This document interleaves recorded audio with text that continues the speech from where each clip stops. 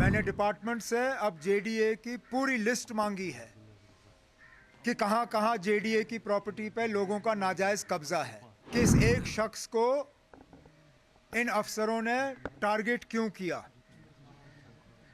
कहीं उसका मजहब तो इसके पीछे नहीं है कि पूरी जेडीए की जमीनों पे सिर्फ यही एक नाजायज कब्जे का इल्जाम है। लगातार एक के बाद एक इस तरह की चीजें, ये सिर्फ और सिर्फ इलेक्टेड गवर्नमेंट को जलील और बदनाम करने के लिए किया जा रहा है, क्योंकि वो इस इलेक्शन के नतीजों को ये लोग हजम नहीं कर पाते। को टारगेट किया जा रहा है। अब जब जम्मू की बात करें, क्या जम्मू में सिर्फ यही एक जगह थी जेडीए की जहां पे नाजायज कब्जे का इल्ज़ाम लगा है? मैंने डिपार्टमेंट से अब जेडीए की पूरी लिस्ट मांगी है कि कहां कहां जेडीए की प्रॉपर्टी पे लोगों का नाजायज कब्जा है। मैं भी देखना चाहता हूं कि इस एक शख्स को इन अफसरों ने टारगेट क्यों किया। कहीं उसका मजहब तो इसके पीछे नहीं है, क्योंकि ऐसा हो ही नहीं सकता कि पूरी जेडीए की ज़मीनों पे सिर्फ यही एक नाजायज कब्जे का इल्ज़ाम है। अब हमें कहा जाता है कि हमारे कामकाज में दखल नहीं होता, लेकिन ये तो सीधा सीधा दखल है। कोई मुझे दिखाए फाइल जहां पे मिनिस्टर को इन चीज़ों के बारे में बाखबर किया गया है,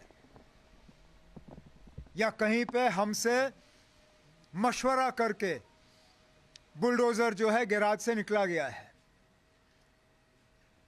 कोई इस बात के हक में नहीं है कि सरकारी ज़मीन का गैर कानूनी कब्ज़ा हो,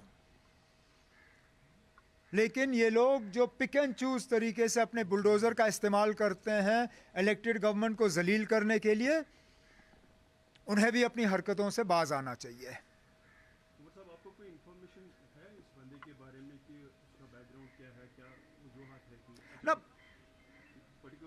अगर हमारा लगाया हुआ अफसर ये काम करता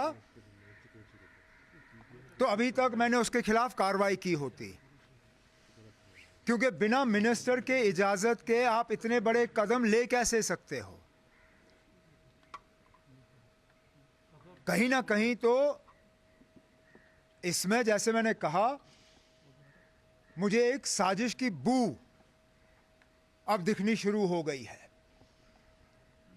क्योंकि एक बार ये होता तो मैं कहता चले ना गलती से हुआ है, दो बार होता तो मैं कहता चलिए हो सकता है कि हुआ हो, लेकिन लगातार एक के बाद एक इस तरह की चीजें, ये सिर्फ और सिर्फ इलेक्टेड गवर्नमेंट को जलील और बदनाम करने के लिए किया जा रहा है, क्योंकि वो इस इलेक्शन के नतीजों को ये लोग हजम नहीं कर पाते। अभी जम्मू में ये कंटिन्यू है कि तो एप्रीहेंशंस हमारे यहाँ है because day before yesterday one incident happened in कंगन आल्सो। वही मैं कह रहा हूं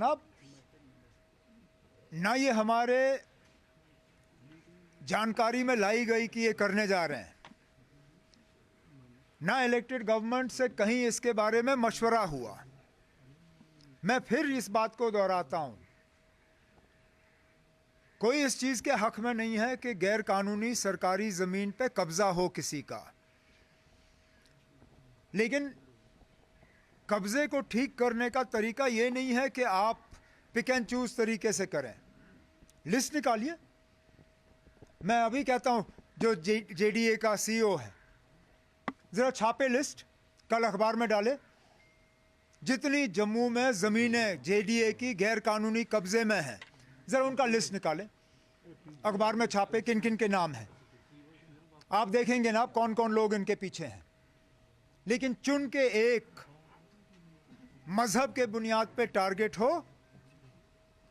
और यहां पे इलाका देख के टारगेट हो, इसमें जैसे मैंने कहा ना, साजिश के अलावा और सियासी साजिश के अलावा और कुछ नहीं है।